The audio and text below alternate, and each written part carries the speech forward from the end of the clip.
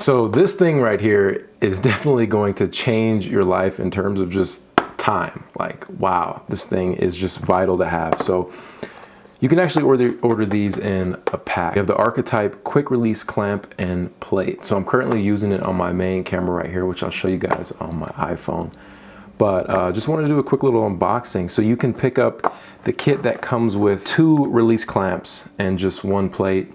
I ended up ordering 2 plates just because I have 2 cameras, just having that convenience. These are a must buy. Like it's a no-brainer. I'm telling you right now, like after this video, you're gonna wanna buy these. So it comes in this small little box, open it up, you have your instructions, some tools, all that good stuff. The main thing that we're obviously looking for is this extremely well-made, durable clamp. So it's pretty simple. Go ahead and screw this into the camera. Now, I honestly bought both of these clamps to live on my cameras. I will realistically not be taking them off at all unless I use like a cage or something. Really slim profile, made very well, and the whole quick release. So basically just goes in just like that.